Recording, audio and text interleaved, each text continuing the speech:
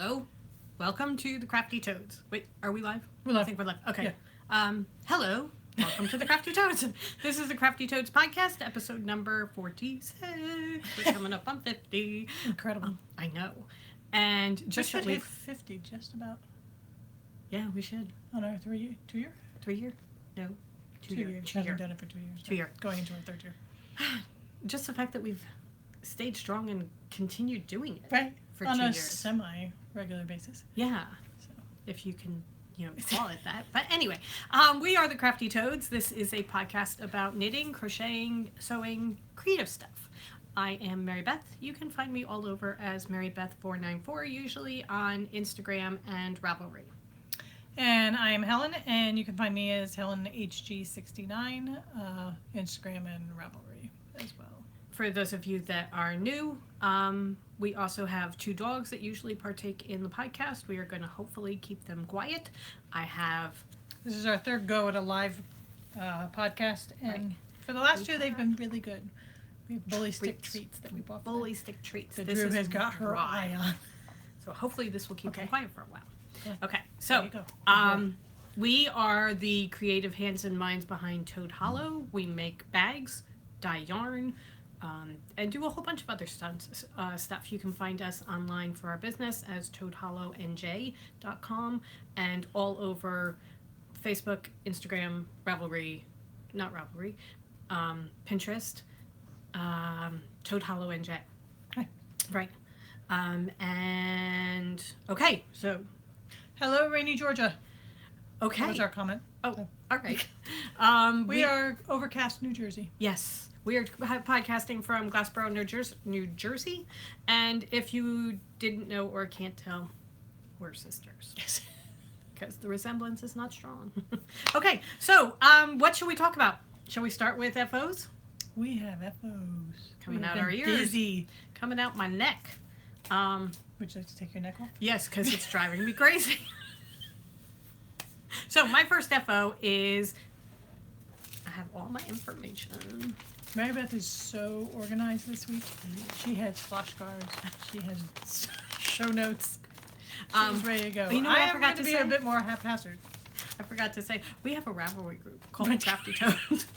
And we're going to talk about that a little bit later, but if you would like to join us, just go to the groups button on Ravelry and search the Crafty Toads, and we have one there. One more thing. Yeah. We have gotten several questions from people about how to comment live. And from the best research that I can figure out, you cannot have the video full screen, as far as I know, to leave a comment with us live. From what I've seen, from when I was trying to do it, there's a chat. If it's not full screen, there's a chat section and bar over on the right-hand side for most devices. So I think that we had lots of questions about that. And I think we just got something that's snowing in Montana. Ugh. Yeah. No, thank you. Yeah. March is this week, and I am so ready. Yes. You may continue now. Okay. All right, so. Mary Beth has to. Thank you. We should have a talking stick. That's Anyway, I made We'll use clothes. Sorry. the knitting at the library cowl. She did, she doubled up the sections. She did the pattern 4 times and then repeated them. I did not. She is I Rock Knits, and you can find her. Sorry, I'm blind. Right. You can find her on on Ravelry as I Rock Knits, but her name is Corey Eichelberger, and she does this with her knitting group. So it's knitting at the library cowl, and you use minis for it. I used our mini kit for our Narnia series, and I just finished it last night at 1:00 in the morning. In the name of the podcast. In the name of the podcast, because I was so close and I just wanted to finish it.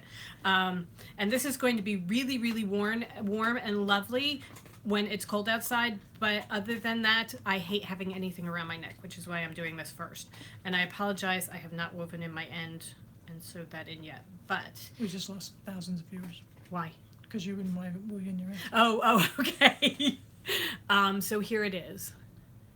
There are 4 different sections. You have a twisted rib bottom and top. And then there are 4 different sections, each of them with different stitches. It is a paid for pattern, so I'm not going to go into the different stitches, but I'll hold it up for you. My ribbing is in Meeting with a Fawn. And then the blue is Queen Susan. The gray is King Peter. This absolutely gorgeous part that I adore is Queen Lucy. And then the gold orangey part at the top is King Edmund. We dyed yarn for Narnia, so we have a set of 5 different skeins, 5 different colors and skeins. Excuse me. Hey, come on. I apologize. He's never seen a cat before in his life. That's Spike Come on. Stop it. Stop it. barking at one of our cats, Dudley, who he lives with, and yet he needs to say something. Okay. Dudley says terrible things to him. Sorry about that. The point of the cowl is that it's supposed to look like, if you hold it like this, it looks like the books at the library. I had a lot of fun knitting this. I really did. I really, really enjoyed doing this. The colors, I love the way they all work together. I just completely love the look of the yarn. So it calls for 3 inches of each piece. And Did then you say that she repeats it? she repeats it again, so hers is twice as long. I don't like things that bake around my neck, so I opted to just go with 1 of each. And I really, really love the way it came out. I'm very pleased with this. I did it on, Knitter's Pride Dreams. It calls for a size 3 needle. And I used the 16-inch just so that I could do it. It's in the round, and you just go round and round and round, and the 16-inch is perfect size. So, yeah, that is my finished knitting at the library cowl. Love it. Love, love, love, love, love. So, that's my first finished object. Don't you have it My first? finished object. Okay, would you like to go next? Yes. Susan said that she's got the pattern all ready to go. She's finishing up her book club shawl today. Okay. And 3 sisters say good morning, and Michelle says good morning from Kentucky. From flooded. Is that flooded? From flooded Kentucky. Yeah. Oh, Well, I hope sorry that's about just that. like puddles and not real flooding. Mary was getting flooding. Yeah, I Did saw you see that. some of yeah. that? Illinois was getting flooded. It's been a rainy, rainy couple of days. Okay. What's up My next? first finished object. Which she finished at 1 o'clock. Oh, major flooding. Oh God, I hope you're okay. So my first finished object in the name of the podcast was finished this morning. Ta-da! How gorgeous are these? I mean, Look this at is that. color work to the extreme. I am so in love with these mittens. They're beautiful. They really, really are. They fit perfectly. Okay, so show the sides so they see the hearts. Oh, see? There are hearts going up the side. This one has been semi-blocked. This one has not been blocked at all. But once they're in my hands, you really can't tell the difference. But I adore them. And I'm going to go into all the details. They're beautiful. So, this is my major masterpiece for the year. They are... It's kind of sad that you got your masterpiece over within, I know. February. I've just like blown the wad. I can Who are I you? can sleep for the rest of the year. I'm going to be working on drill for the rest of the year. Okay. They are the Songbird Mittens by Erica Huser. It's a paid-for pattern on Ravelry. She has so many gorgeous, gorgeous colorwork mitts. She's got Fingerless fingerless mitts that The are... next ones I'm going to do are just... They have they're elephants. fingerless mitts. So I have the yarn all picked out. I used yarn, right? Dublin, Ireland. Wow, you're getting all over the place.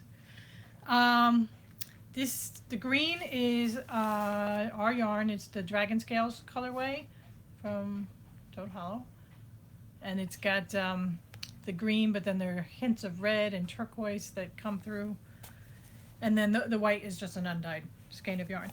And I used approximately 50 skeins of each. Great. 50 skeins. 50, I used 50 skeins. These are mittens for giants. We Um, knew you had big hands, but really.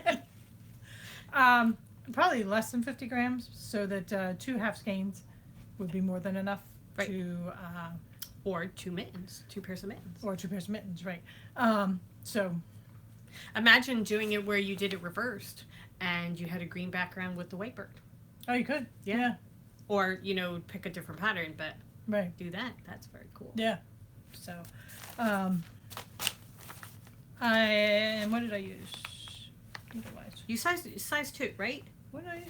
Oh, They're yeah, over size there. 2. Okay, You size 2, US. right. And they were the Zings, Knit Pro Zings? Knit Pro Zings. Yeah. Thank you, Robin. She says my mittens are beautiful. I'm not a huge fan of those needles, especially so small. I don't mind the Zings in a larger size. The problem is that the tip is blunt. Yes, it's very blunt. So that for picking up stitches, it's not the greatest thing. And for doing the double-stranded color work, it's I prefer a point to So grab. would you like to talk about your double-stranded color work and how you knit it? I did it with double-stranded color work. No, you did it with using both hands. You got it figured out. I did. I used I both mean, hands. that's big. I am a thrower. I am not a whatever the other kind is called. I believe you're continental and I'm English. I think Okay. that's the way it Anyway, is. I throw. So most of my work is done with my right hand. And you would think since I crochet that using my left hand would not be such a difficult thing because I do hold my working yarn for crochet in my left hand. But for me, knitting, it is the most foreign thing in the world. And yet, for me, I mean, we came from the same household. I know. But I picked up knitting English style, and the thought of putting the yarn down in between every stitch, it just drives me crazy. Oh, I don't put it down. I hold it right. I mean, it's wrapped around my finger, and I do. There is a motion to it. It's not just using the needles. I flick. Right. I still don't know how the hell you purl. I have watched people do and to me that is the most cumbersome thing Oh no, but it's in not. the world. It's really not. But thank God I didn't have to purl. But I held the white was my left hand, and what I would do is I held it up kind of like because it was wrapped around this finger so that the yarn was kind of like this. What kind of noodles do you use to knit your socks? Needles. I know, but it said noodles. Oh. We use chagus. Chagus are our favorite kind of needle. But anyway, so I held it like this, and then I would use the needle to catch the thread for my knit stitches. That's how I did, and then I would throw with the green. Okay. So that was my way of figuring out how to do it, and I got the best tension that way.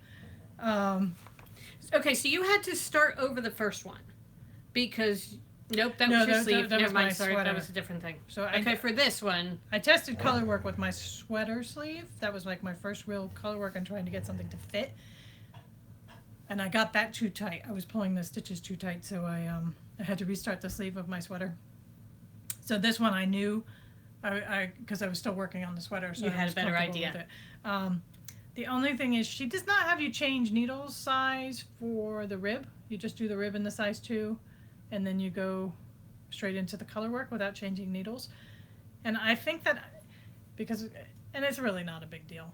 It's just that the rib is loose and obviously you do the rib and then you kind of curve in for the good the thing cuff. about it is that you've got quite a long cuff, so Yeah. that it's going to tuck into your coat. Oh, they're going to be really good warm mittens, aside from it's- being absolutely gorgeous, and I will just walk around going, I knit these. I knit these. If Did you see my mittens? I knit them. you're going to be like the red M&M, do you want to eat? The thing is that sometimes when it's a loose cuff, the air blows up. But since it's a nice long cuff, it'll tuck under the sleeve of your coat, so you don't need to worry about that. And the cuff does come in.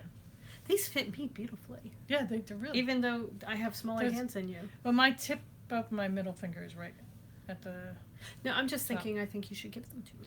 Well, I don't think that's going to happen anytime in the near future. They're absolutely gorgeous. They really are.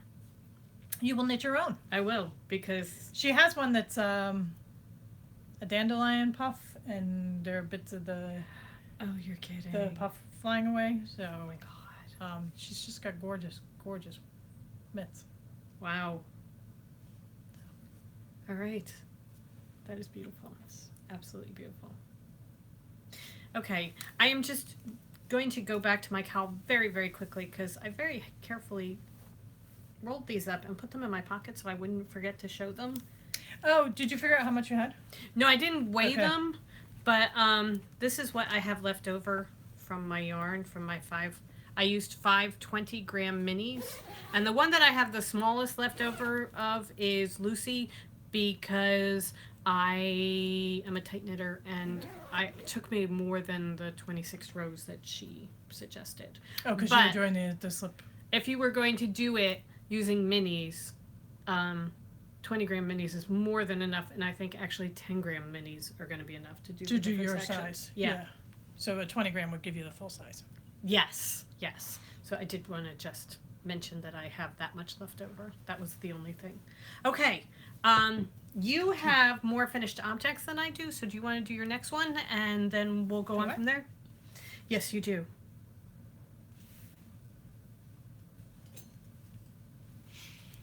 My next are my Regia socks. For those who are familiar with the podcast, these are the socks that sat in timeout because I did the heel terribly wrong on the first sock, and so that sat in timeout for about 6 months until somebody asked me what I had done with it, and I felt shamed facing my problems, which involved me pulling it back and just reknitting the heel. So that was the first sock, and then the second sock, flew. Yeah, you really. I knit this thing really, for me, doing other things very, very quickly, and it was my core knitting. There's nothing like just going round and around and around. Right. And the great thing about this and other kinds of socks like this, like opal socks and that sort of thing, it's so much fun because as you're knitting, it's like, oh look, I have new color, Oh yeah, I love the self-patterning. You're not paying that much attention to it. You're just knitting round and round, and then you look down, you're like, oh, I got new colors. Yeah. So I really enjoyed when I knit those. So this is my third finished pair of socks for the year of 2018. That's amazing. That is insane. You will never see another finished sock from me for the year. Well, no, because now one of them was started Christmas Eve. Oh, none of them were started this year. 2018. They all were started. They were finished in 2018. However, I had a sock and a half on this one that I did this year. Right. Probably a sock of my Christmas Eve socks. At least. And I just had to finish the foot, but it was 2 at a time. Right. On my okay, so what size needle did you use with this? This one I used a 2. And so now you're changing. What I did with this was, by the time I started this one, I had realized that the 2 was making the leg too big. baggy? Well, no, it was just the whole thing was too big. The leg and the feet are just a little bit too big. So we had size 2 needles, so I didn't want to... I was going to say, better too big than too small, which is the way I have been going, because I get bored with the feet, and I cut it off too soon, and then it's too tight. So, No, I was wearing a pair yesterday where one... It was my very first pair of socks I ever knit, my Hermione's. One foot is perfect. The other foot I obviously got bored. and I cut it off like 3 inches. I was walking around without shoes on, and the heel was like at my arch. That's why 2 at a time is at least. Oh my God! At least they're either too small together or right. Anyway, so we had size 2 needles. So rather than go down a needle size and have to go buy new needles, I had cast these on with 60 instead of 64 stitches. Okay. But then in my time out phase, I forgot that. So when I did the heel, I turned my heel and everything, and I had to pick up my stitches from my gusset. I picked up 64 instead of 60, so that the foot, see how you can see how the foot is slightly baggier than the leg. That I finally figured it out when I was done knitting. So what about the second one? Did you do that? I did exactly the same thing. I started it at 60, but then I picked up 64 so that the socks would not both be wrong. I have since now gone down to a size 1. I'm knitting my first pairs. No, my night before Christmas were on a size 1. Right. Is it 1 or 1.5? 1. You went all the way down to a 1? Yeah. Okay. I don't notice any difference in wearing the socks. So maybe I'll go down to 60 stitches on a 1. I don't know. But I'm knitting one of my, I'll show them in my website. I'm sorry for waving this around. Those on a 1, but then I'm knitting another pair of socks on a 2 because the pattern called for a 2. Okay. So. All right. I am not consistent at all. But that's me. Yeah, and the socks are for you. So. Yeah. My second finished object is a pair of socks. Look at that. It's like, we live in the same house. I know. These I started, I think, last May, and I finally finished them. This is not any particular pattern. It is a pattern that I just started knitting. I am not going to claim that this is my pattern because really, I'm pretty sure everybody in the world may have done this. I did 2x2 for the ribbing, and then I went to a 3x1 Do you ribbing. twist your rib? No, I don't. Okay. So 3x1 ribbing for the base of the socks. The yarn is Peppermint Mocha from Once Upon a Corgi. Helen already knit a pair of socks out of this so that there wasn't a full skein left. And as a matter of fact, I ran out by the time I hit the end, so that I plan to do them as shorter socks than I normally do. I used marionated yarns, a mini skein, just one of her basic colors for the cuffs, and for a tiny bit on the toes because, as I said, I ran out of yarn and had to put in.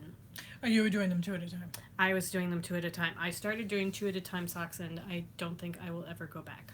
I love doing them 2 at a time. I really do, because I, as I've said before, get bored easily. So if I'm doing them 2 at a time, then I know that they're going to get done. But I really, really like them. I think they're such cool, funky socks. I'm not sure I'm going to be wearing them. I love the micro stripe that she got on these. Yeah, I'm not sure I'm going to be wearing them until the spring, just because they are a little bit shorter, and I like slightly taller socks during the winter.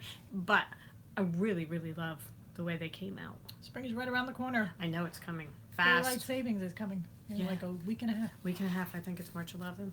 So there we go. Another pair done. This is my second finished pair for the year. I did my Twas the Night Before Christmas socks, and then this. I'm very excited.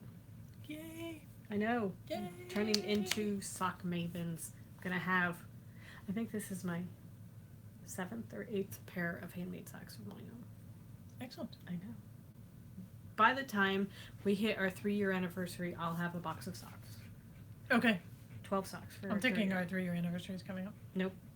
Hey, Marnie. Marnie says yay. A year and then some. So, anyway.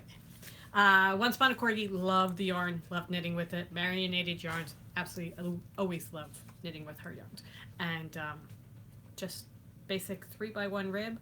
Size 2 needle. I did them, size 2. Okay. Okay, moving on. Did you talk about the heel? Because you did a garter heel. Oh, I did 2 at a time heels. And it is Knit Pearl something is the lady who has the videos on it, and this was her garter heel, and you can do them on the same needle. The look of the garter heel. Yeah, do them on the same needle at the same time. So I love the fact that you can just do that. Yeah. So yeah. And you don't have to worry about gussets or picking up stitches or anything like that. It's just so easy. Yeah. Socks done. Okay. You want to do these? Sure. You're moving out of the knitting finished objects. Yeah. We have been taking classes at Assemble, which is in Haddonfield. They are a fabric store, a quilting store. We love them. And they've had a couple of different classes that fit in with things that we were trying to figure out and learn. So we took them. One of them is binding off a quilt, because if you've seen some of our past episodes, I made a couple of quilts for Christmas. It was our first time quilting, and I followed a tutorial online for binding off the quilt. The ladies at Assemble do it a little bit differently, so it was interesting to see. But we made mini quilts and then took them up to learn how to bind off. And it was, oh, well, I'll show my finished object first. This is my fortune teller bear. I adore him. I love him. I think, yeah. He is holding a crystal ball. Some people thought he was holding a dinner plate. He is holding a crystal ball. He is the fortune teller, my gypsy bear. And it was just something that the class was Friday morning, and Thursday night we 7 o'clock at night. decided that we Might want to put something together. something together, so we had something to bind. So, and it was excuse me. You initially machine sew the binding on, but then you have to hand stitch the binding on the back. Right. And I've decided that I'm just not a fan of hand stitching. I really appreciated. I haven't tried machine binding, but I appreciated the idea of it and the way they did it. The mechanics of it I really appreciated. yeah, However, and you can't see the stitching is all hidden, which is Right. the theory, so you don't get any top stitching. But my thought process is I will not be entering any quilt I make into Right. a competition at this stage. So And- top stitching is cool. people are going to be so wowed by the middle of the quilt. Right. Nobody is going to be looking at the surrounding part, Right. really. So this is mine. And thank you to everybody who's been commenting on the quilt. This is mine. This is a smaller version of the one that I made my mother for Christmas. The middle illustration I printed on fabric. It's a Tasha Tudor illustration from The Secret Garden, which is one of our favorite books. And we then found fabric to go with it. Actually, I think we found the fabric and said, oh my God, that would be perfect with an illustration from The Secret Garden. So I... You picked fabrics my mother would love. Yes, and that I love. I just absolutely love this. And then I used a gray polka dot back that I also used as the binding. And on the back you can see my quilting. I did it diagonally, just going straight diagonally across. Not quilting through the middle. So I did it just diagonals. But that is mine. I love it. I think it's beautiful. Absolutely beautiful. It's hanging over my bed. We put dowels on it and then a little bit of twine so that we could just hang them. And it's prettying up my wall. 'Cause Yes. My wall is a little plain. Someone just said, I'm sorry, I missed your name, that they make simple quilts, and they agree. They use machine binding. Oh, the machine quilting and machine and the machine for the binding, yeah. So Yes. The 2 quilts that I made for Christmas, I did machine quilting just because I'm sorry, it was 2 December days. 24th. And I needed it done. So it was... I was interested in the hand stitching because of the cumbersomeness of trying to feed it through the machine. Feed through our machine, because we do not have big sewing machines. We have just regular old Kenmore sewing machines. So trying to feed this is fine. This size is fine. But Right. feeding a full or twin or even a queen through, Right. it was cumbersome. So that if this was not so tedious, it might be something. I thought that was my thing. I thought that it was it took me we took the class at 10:30, left at 12:30, came home, and it probably took me another 3 hours after that. Granted, I kept falling asleep. But Yes, we took Friday in the name of the podcast to finish our binding. So But it did take it took a several long time. hours, and that was just This tiny thing. So the thought of doing it for a large quilt is a little bit more. What I liked in another class that we took was hand quilting the interior part of it. And I think if I'm going to take the time to do fussy stitches and that kind of thing, I want it to be doing designs on the quilt and doing that hand stitching on that. So it's something that you can see and point to. Michelle just said that she started hand stitching for the same reason, and she now prefers it. Oh, really? Yeah. To do the because now you can hand quilts fit it through the machine. Yeah. So because that was something that I really had a problem with. As a matter of fact, I made a quilt for my brother, and by the time I was done, my shoulder was hurting a lot because pushing it through our machine. And that was, I mean, we just had terrible fabric choices on that Yeah, one. because I had felt on one side and Flannel on one side. flannel, fleece, and batting in between. So it was just too thick. It was a nice warm quilt for him though. But anyway, so that is that's my next finished object. Okay. And machine or hand, we will continue because I love this. I never really saw the need for like a small one because I always think so literally, you know, quilt should be on my bed or Right. so I can't do a quilt until I get everything ready to do a great big huge one. And then I love him on my wall. I know he looks so good. So and also we have some Elizabeth Hartman designs. And you may have seen them, the patterns, even if you are not a quilter, you may have seen them.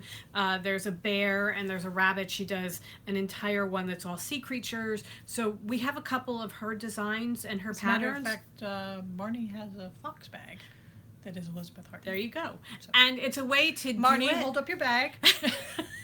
It's a way to do it where you can practice doing that and not have the whole quilt, have to do the whole quilt. You just do a block of it. Yeah. And then you're doing little and you bits have of it. and it's wall art. Yeah. Marnie loves that bag. So, you know, my mind, I got this from my mother. Yes. Is so literal. I hear quilt, so it's got to be, you know, great, expansive, something I use on my bed, and I just have to work my stupid brain into accepting that quilt does not necessarily mean blanket. And also, I mean, we have this table right here. We could do a table runner. Right. That would be beautiful. You know, and practice doing that too. We have 3 dining room tables. Yeah. The inside joke on the 3 dining room tables is somebody, a friend of ours came to visit, and we use the 3 our dining room area is essentially our work area, and they're all Our 3 tables workspaces. are all covered with sewing machines, computers, and our work area. And she goes, well, "Where do you eat?" And we said, Like, on the couch. Where else do you eat dinner? I mean, if we have people over to eat, we clear off the table. but Right. if it's just the 2 of us. I mean, We eat on the couch.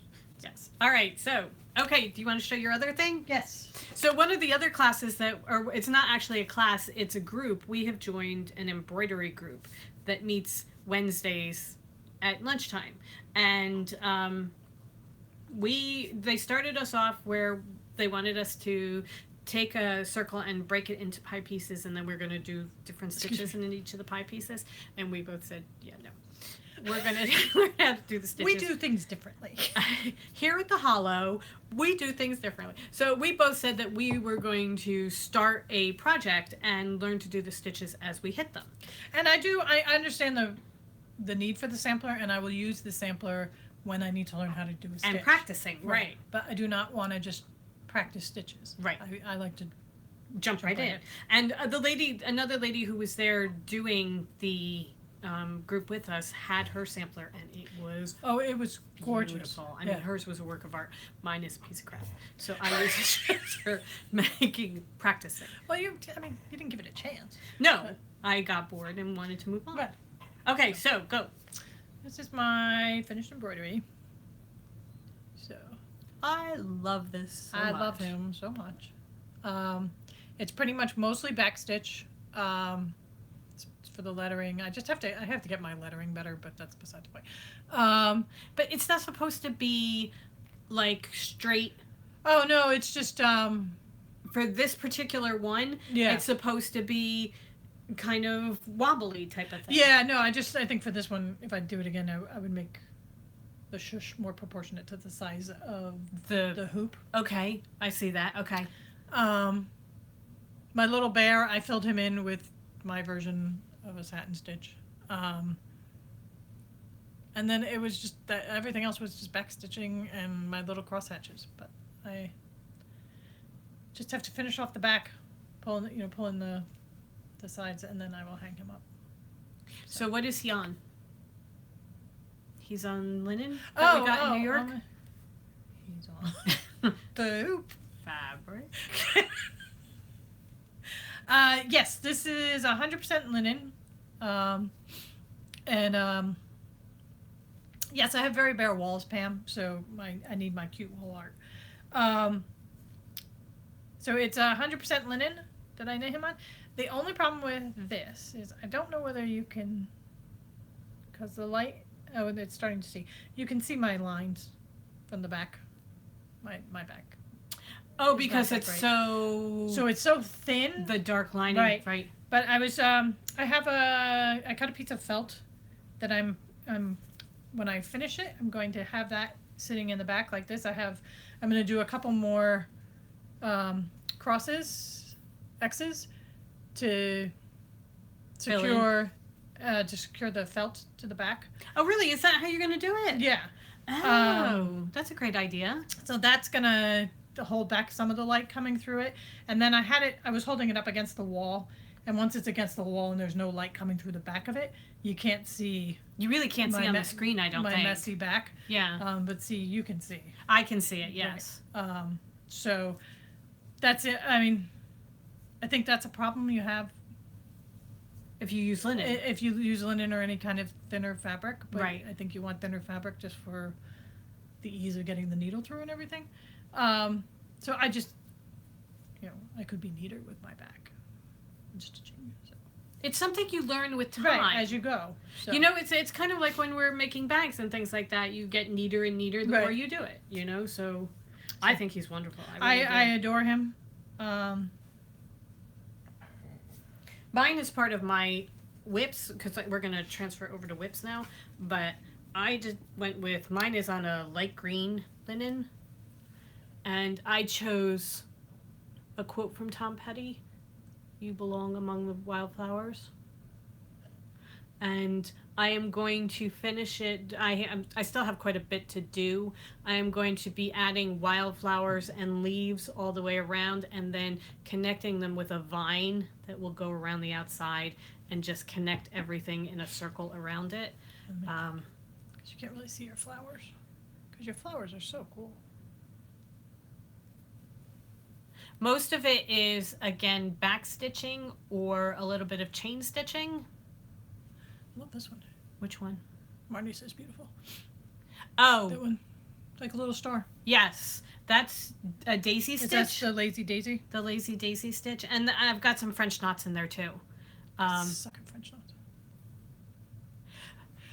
knots. Susan, go ahead. Okay, I was going to say, we started by holding it up against, taping the paper. We printed out on paper, and then we started by taping that against a French door or a large window where the sun was shining through, and then holding the fabric up.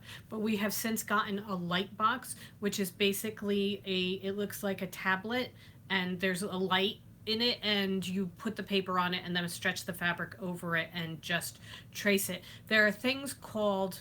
We're using Flexion. I think it's called Flexion pens. Flexion pens. It's sharp, right? I think it's put out by Bic. Anyway, a fabric store, Joann's or a fabric store, will have them. They are pens. They look like ballpoint pens, and you can use them to draw on the fabric, and then when you run an iron over them, the heat makes the ink disappear. So you just run your iron over them and the ink disappears. So what we do is we take that, draw on the fabric first, and then work from there. Actually, you can see. Don't want a light box? You can see right here, I have some of them drawn on that I'm filling in. But if you don't have a light box, taping, if you just print it on a piece of paper... Deborah says there's beautiful. She wants to start a project like that so many years ago. Sorry, it goes away so fast.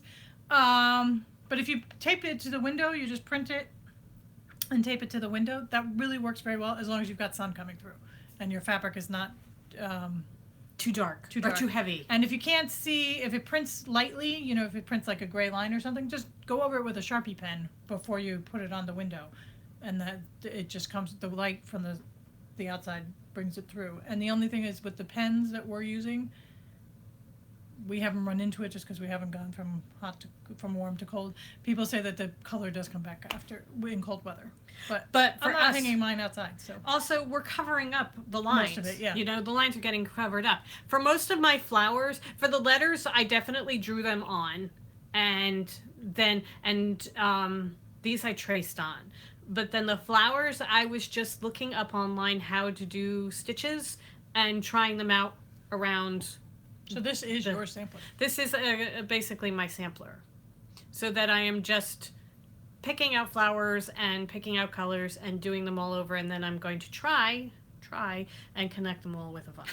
We shall see how that works. Or I may say that's never going to happen and just leave it that there are flowers all over. I don't know, but that's how I'm working. I love how you did the different colors.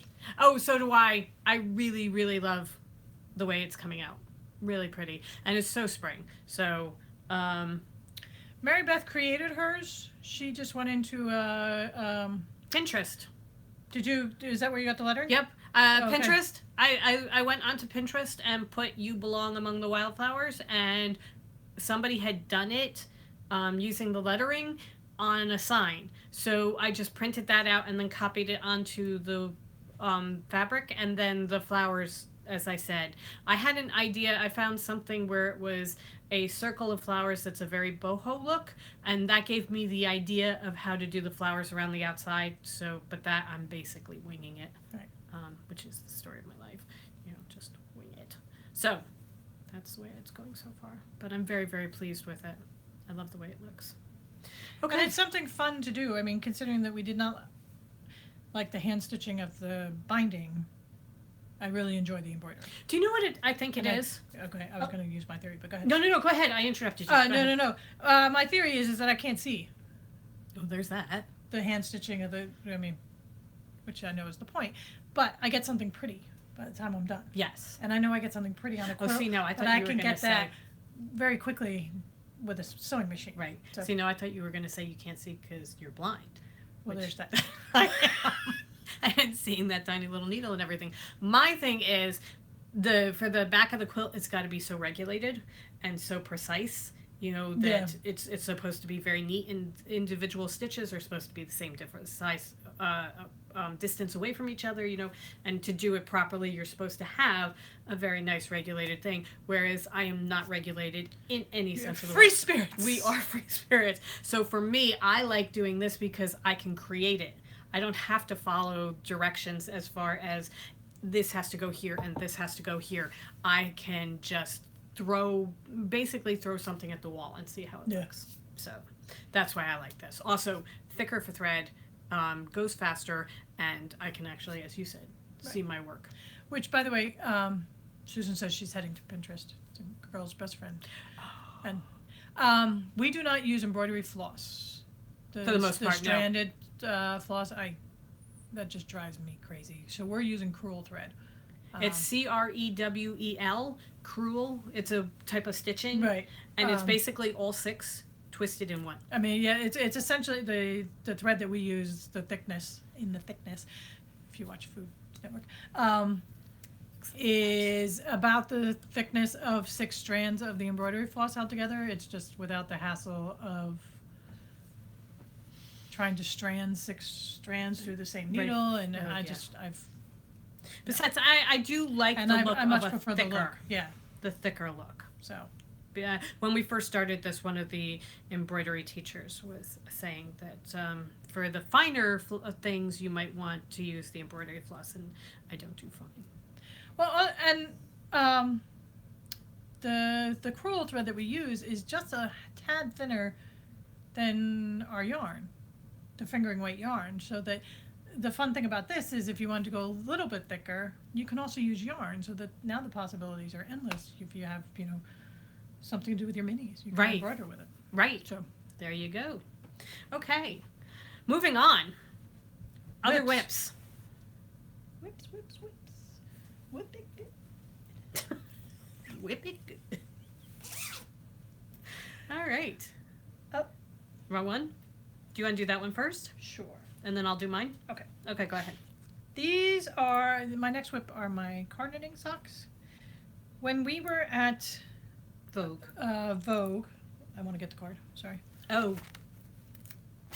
Good that you have it, because I don't. Well, it's part of my... Oh, right, okay. Is it in here? There it is. Okay. Sorry. Okay. When we went to Vogue Knitting Live, we found... Back in January. Back in January. January. We stopped at Biscotti Yarns. This is their card for a shawl knitting game, which is really a fascinating idea in and of itself. But they do self-striping yarn as well. And it's for Vogue Knitting Live. I haven't gone online to see how the pricing is online. It is very well priced self-striping yarn. It's about the same price as a regular skein of fingering, which you don't necessarily run into a lot. But we got so intrigued, I did, because they have, I bought the watermelon skein. And I am tangled.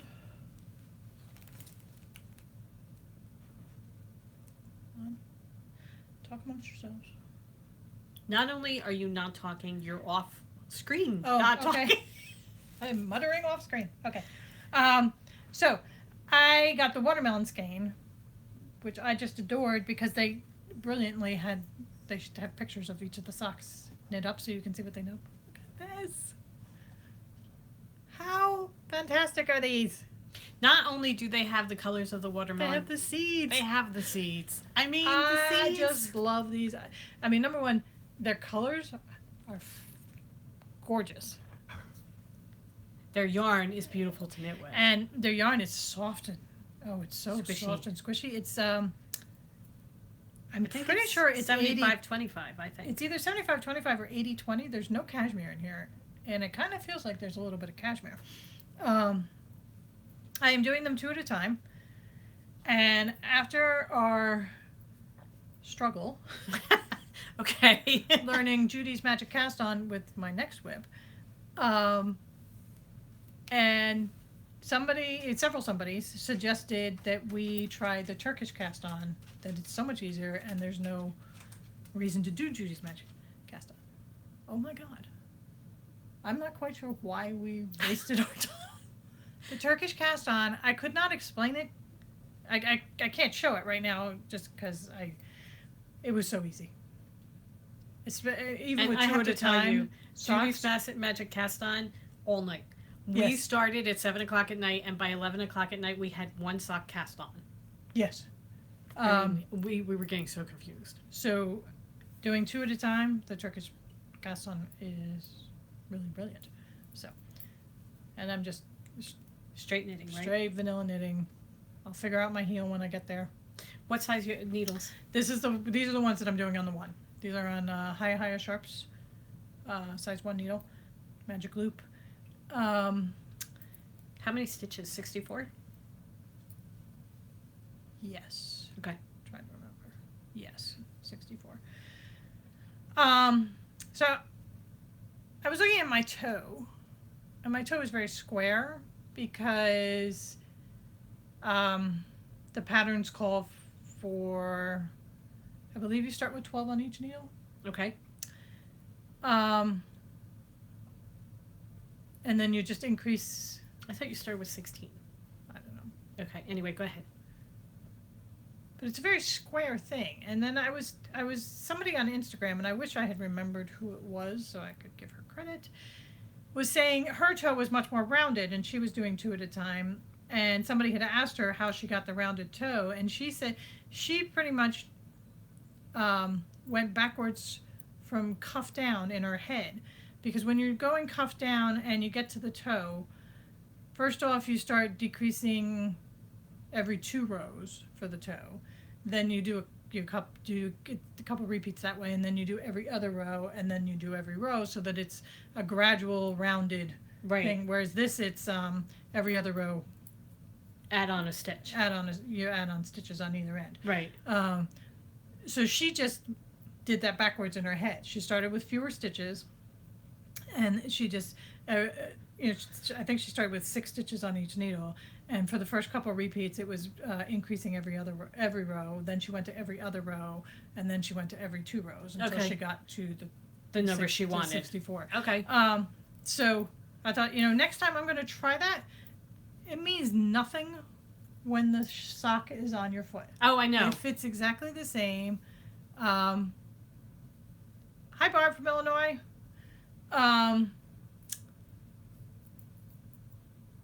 When you're wearing it. When you're wearing it, it means nothing. That it fits the same. It's just for looking at it. Aesthetic Purposes. If you want a rounded toe, that's how she did it. Anyway, so I'm just talking. This is my biscotti yarn because, of course, I had to get some too. Yours is so pretty. Do you remember what it was called? I don't remember. I don't. I lost my tag and everything. I don't. I immediately. It's something about sisters, isn't it? Yeah. Okay, so. Oh, Sweden. This is mine. Hi, from Sweden. Biscotti Yarns, and this is how mine are knitting up. I am again doing 2 at a time. I did the magic cast on, and this was your Judy's magic cast on, right? This is my Judy's magic cast on. I am using size 2 Chow Goose, 64 stitches. And this is how it looks, how it's knitting. So pretty. Don't know why it's doing that. There. Let me hold it up. Knitting up. I love these. I think that they are so beautiful. We could have probably done this better without crossing arms. Oh. So this is how mine is going so far. I really, really like these. I had put everything pretty much on hold so I could finish the cowl, and then I can now go back to these. Helen does hers in the car when she's riding in the car. I usually am driving, you know, and we don't like to promote knitting and driving at the same time, so I don't knit. And unfortunately, when Helen's driving, it's because I'm asleep. So I was going to say you prefer it that way. yes, I do. I much, much, much prefer to be the driver. So I do mine at night, but I love them. Absolutely, absolutely love them. So, Barbara, you know don't know. Barbara asked when we knit toe up, can we do a heel flap and gusset? I have never done that because the only toe up socks I've done, I have done 2 at a time. And to do heel flap and gusset, no matter which way, you're going to have to do them separately on separate needles to do the heel.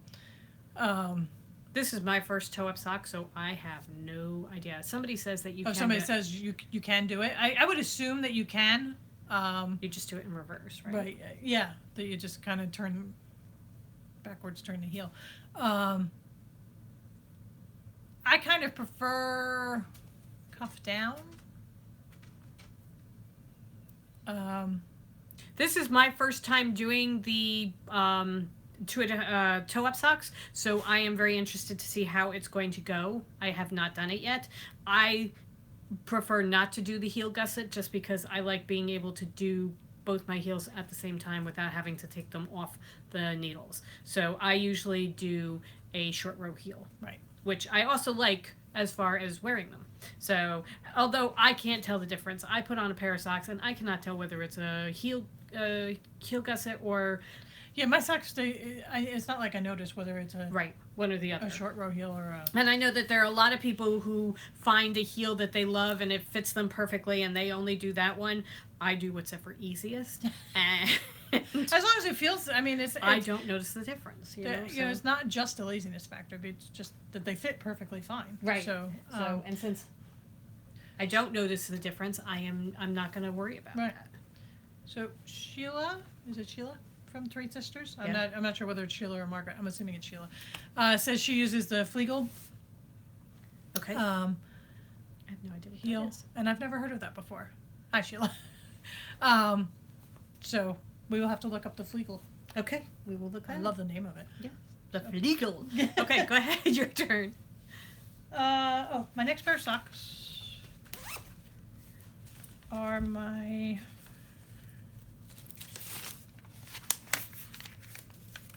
Here, why don't you hold that and I'll get heart this together. something. This is from Nitpicks. We got a book of socks from Nitpicks, and this is Hearts Abound. It's their February sock. And it's a book of 12 sock patterns. One for each month of the year. However, these are free on Ravelry. So They're that you not. can- We they're can't not. say that anymore. Sorry. Okay. Top of the morning to you. It says that it's free on Ravelry, and you click it because I Okay. was going in to look at it, and it takes you to buy the book. Oh, okay. So it's really. I apologize for telling people before it was free. Okay. So February, Hearts Abound. Hearts Abound. These are in the pattern toe-up socks. This is where I learned the Judy's Magic Cast On. And this is where which, by the way, is a perfectly fine cast on. It's just you are using size 2 needles for this because it calls for it, right? It calls for size 2 needles because it's a very lacy pattern, I assume. Even though you would think you'd go down a size for lace because lace gets stretchier. You also think you would know by now, seeing how much you've done. Um, You're coming along quite well. Yes, this is a it's a fiddly pattern. You have to pay attention. You have to pay attention, and I will hold them up so everybody can see. Okay, I think, can you hold one up because you can't really see it. Somebody's saying you can get them free. Oh, okay, great. Thank you. This is a free pattern on Ravelry. There you go. Okay. So these are my socks. Can you get them closer? Yes. Okay. So you can kind of see the hearts. It's an awful lot of work, and I'm not sure the end result is worth the payout. For you? But it's just, you can't, I thought the hearts were going to be really Do you think noticeable? it's because of the yarn you're using? Because No, it's because- not a solid. Yeah, because theirs, I mean, I was looking at the picture, theirs isn't that much. But I mean, like right here, that's pearl stitches, that's a heart. Which if you really look at it, you can see. Are you enjoying the knit? And I'm not going to say, this is going to sound very snotty. I know the patterns right, because I've been very good at it. So it's not that I missed a stitch or something like that, so that, you know, because Right. of that I am, Very capable of doing. and have been guilty of it on multiple occasions. So the pattern's right. I'm not sure whether blocking's going to help it. I mean, well, no. Okay, I lied. Look at that. Blocking helps an amazing amount. Now you can see the hearts. I can see the heart and I'm blind. So What's wrong with you? I knit these when I'm tired. They're beautiful. They're beautiful socks. I love them. But part of it is, you know, I'm putting all this work in for something that I'm, you know, nobody's going to see. Yes, but okay, so here's the thing. As long as you are enjoying knitting them, then I say I don't care if you wear it under like 7 layers. It's worth the time. Also, we very often wear our socks without shoes when we're at home. So you can be walking along and just look down and like, oh, I have hearts on my socks, you know? So it will come in. Oh yeah, no, and it's and I think part of it is I'm used to socks going quicker, and these socks are going to take a little bit of time. They'll take a little bit Especially of time. once I get because the pattern on the feet obviously is just on the top of the foot. The back is just straight stockinette. But once I get my heel in and I go up for the cuff, then I have to do the pattern on both sides. You could just do it on the front. I could, and I will make that determination. Or But you I might think find I'm a purist. I will probably go by the pattern. right. You might find and that it's it's just really, I'm making it sound like it's a big deal. It's not that big a deal. It's just 3 different charts. it's 32 stitches, damn it. It is. It's 32 stitches, but for 32 stitches, there are 3 different charts. So again, it's a pay attention knit. Oh, and I'm using size 2. I believe these are Hayas. Yeah, Hayas as well. Somebody's saying we knit for joy, so no matters if we can see the pattern or not. If you love it, don't worry. Thank you. Colorway is strawberry juice water pistols in our Willy Wonka line. It's Toad Hollow yarn. Toad Hollow yarn. Love the color. And I love how it knits up. You should show the back, the stockinette, because it looks really good in the stockinette too. So I love the tonalness, Yeah, the tonality of the color. it's beautiful. God, I wish I had breakfast. Hmm? I should have had breakfast. My stomach is growling. Oh, Anyway, okay. nobody cares. You're hungry. I am knitting a pair of. I am knitting my second pair of socks. I am doing Vintage Fairy Lights by Helen Stewart. I do not have the pattern because I'm doing it on my iPad. I apologize for that. I would hold up my iPad, only the screen is completely cracked and you wouldn't be able to see it anyway. So It's just embarrassing to show the state of your yes, it really electronics. is. So I am doing mine on Poison Pokeweed, which is one of our Toad Hollow yarns. I am almost done my ribbing, which is a twisted rib. I think I have 1 or 2 rows more to do of that, and then I get to go on to the pattern. I have no idea what the pattern is because I don't read ahead. So I just know that I had to do, I think 15 rows of twisted rib, and then I got to move on to patterning. So now that your account's done, you can just. I rip them can. along. See, that's the thing. I was putting all my time in there, but this is the yarn. It looks like that caked up. Okay. And this is how it looks. So it's knitting, and it really looks really, really pretty. I love it. So size 2, 64 stitches. These are like nitpicks, right? I think so. Very dull tip. But my I childhoods were hate- tied in with something else. Discord. Yeah. Why? Because it's It's not- bendy. Is it the joint? That's part of with the Knit Pro Zings that I did my mittens on. The cord is terrible. Oh yeah. I mean, once you use a Chowgu cable, The Chowgu cables are really, really nice. My thing, the problem I run into the most with different needles, that I do not run into them with the Chowgus, but the one I run into the most with other needles is the joint. I am a tight knitter, a very tight knitter, and so when it comes to bringing them up over the join, I very often have a problem trying to do that. When I get to straight stockinette or lacier pattern, I don't have as much problem, but my ribbing is always tight, especially when I'm doing twisted rib because I always pull it.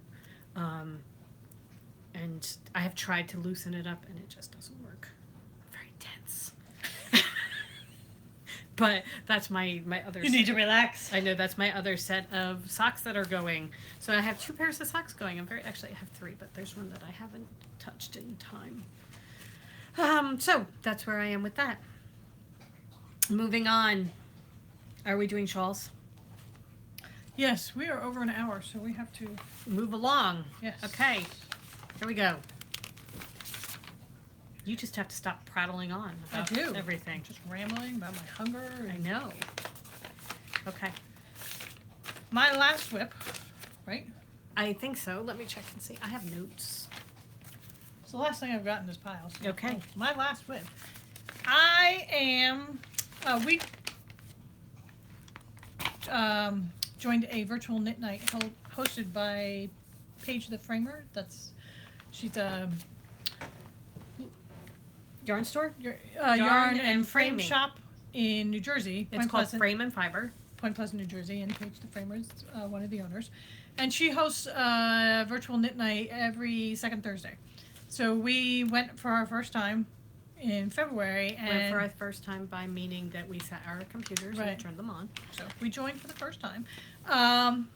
And Paige was looking for something to knit, and I suggested she do the Girl's Best Friend shawl by Isabel Kramer. And she said we should do it together. So I agreed. Because I've been wanting to do the shawl for a very long time. So that is the picture of the shawl. Go ahead, just put it in. I'll just put that there. So. Oh, I didn't bring my third color. Oh well. Anyway, I haven't decided on my third color anyway. So I am knitting it out of, this is Sarah Crew from our Little Princess. These are ultimately going to be sample knits. All these things that we're knitting in our. Excuse me. Dudley's asleep on the couch and Spike doesn't like it. So we're just knitting in our yarn. And then this is Mr. Carrisford, also from our Little Princess line. So these are the two that I have knit with so far. I am toying with whether I'm going to use purple as my third color or brown as my third. My strongly believes I should use brown, and I'm really leaning more towards the brown now as well. So I will use the messenger from our Little Princess collection. Prepare yourselves because this is beautiful.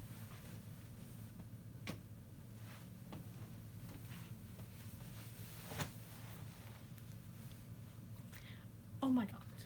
So I have done the first section and I have joined the green just barely. The thing is, the other night I was like, okay, great, I'll just go. I haven't decided the third color, so I'll just do green as my next color and work on that and then I'll buy myself some time until I have to decide what to do as far as my third color. I do 2 rows and then I have to go to the third color.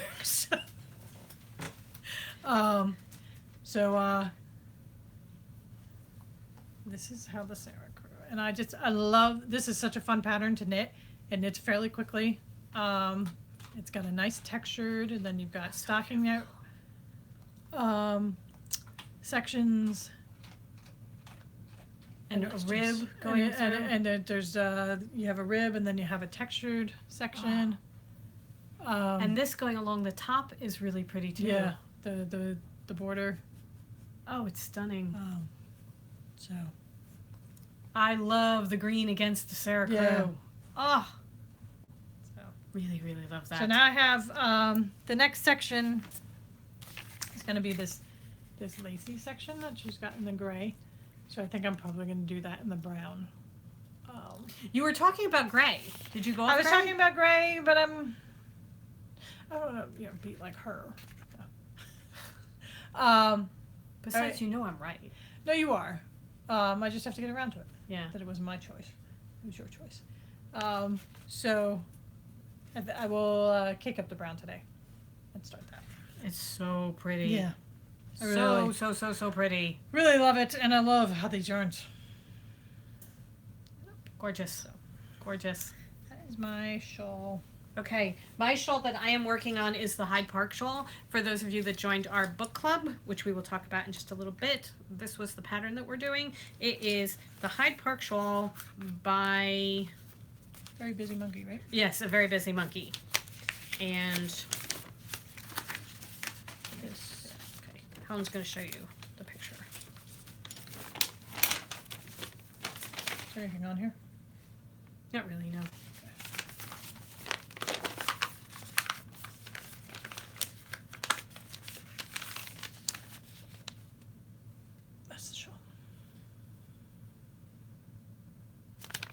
Here is mine, as far as look at that. I have gotten so far. The gray is our Time Traveler. That was the yarn that came with the kit for our book club. And this is basically just garter up here, and then you add the lace. I find this really intriguing because I have not Marnie's done knitting this on hers right now. Oh, I have not done this yet. Before this time, where I've always done it that you add the lace on as you're going back and forth. With this, you did adding all the different stitches till you got to 231 stitches in a pie shawl or a half pie shawl, and then you picked up 25 stitches and you're just going back and forth this way doing the lace. You didn't pick them up, you cast them on, right? You cast them on, not pick them up, sorry, you cast them on, and then you're just going back and forth going across like this, and as you get to the end you pick up a stitch every 2 rows, so that's how you're attaching the lace. So as I said, I've never done this before. It's really a fascinating it's a neat idea. So the gray again is Time Traveler, and the toffee colored one is our Toffee Apple Trees from our Willy Wonka collection. I love those 2 colors together. I I'm not a gray person. I needed to get some other color in there, and I wanted it to look like brass and metal because the time period that the book we were reading is 1882 New York, so it's like brass and steam and that sort of thing. Industrial Revolution. Right. So I wanted it to be kind of that look, so that's the way I went with it, and I just think they look really, really beautiful together. And I love the faux cable that you get. Yes. Right here. To me, there was a quote in the book that we used about time being like floating on a river, and even though it doesn't go in a linear line, it twists and bends like on a river. And to me, these cables just look like the river that you're floating down in time, and just around the bend behind you, you can go back there. So that is the way it looks. It's just really, really pretty. So I am through 2 sections. I have started picking up the stitches on my 3rd section, and I probably have about 65 more stitches to pick up, which means I have about 130, 140 rows to do. However, there are only 25 stitches in each row. I try and get about 20 rows done in the morning if I possibly can for my morning knitting. So that hopefully I will be done soon. But it's very interesting to knit. I really enjoy it. Yeah, and I love the way it's turning out. Really, really love it. Hyde Park shawl. Very busy monkey. I recommend it. Okay. Moving along. Ready? Okay, so I think that is it for whips. We have so much more to go. We have got to cut this back. Well, no, it's not that much. Okay. It really is not that much. I wrote down things, but it's not that much. So, okay, book club. For those of you that joined us for the book club, thank you so much. And thank you to everybody who has put up pictures and is talking on our Ravelry page. We have a thread opened for the book club, and people have shown some of the things they've done. Also, we have a Facebook page called the Crafty Toads the Crafty Toads Book Club. We own Facebook. Yes. Crafty Toads Book Club. So if you are reading the book, it's Time and Again by Jack Finney, and if you're reading and you want to talk about it, or if you're doing the project and you want to have questions about it or talk to people about it or anything like that, you can join either of those two places to do it. We are going to have a virtual knitting book club meeting. We are planning it for this coming Sunday, March 4th at 1 p.m. We are going to set up a meeting on Zoom. I believe it is zoom.us. See, this is where my flashcards come in handy, because I wrote zoom.us. You have to join it. You gotta hold it up longer. Okay. You don't have to do anything as far as give them money or anything like that. It's just you have to sign in and have a password. You just need an email. Right. And then it's Zoom video conferencing. If you put that in, you'll be able to go in and set up your account. And then what we will do is, for those of you that gave us your emails for the Yarn Club, we will be sending you an email. Actually, I think what we'll do is, because you have to, you get the code, and then it's like almost instantaneous, the meeting's set up. Right. So that we'll probably just put it on Facebook and Ravelry. Okay. And Instagram, maybe Instagram? Okay. No, I was thinking if we had the emails all set and ready to go, we'd send them. Yeah. For those of you that gave us the emails. What you will do... No, I don't believe you have to be in the U.S. because I know that Zoom, I'm guessing that the link will be different, but if you Google Zoom video conferencing, you could be able to get in. And I know that many international people use it as a virtual knit night right. venue, so that I do know international people do use it. So. What we will do is we are going to send out on the...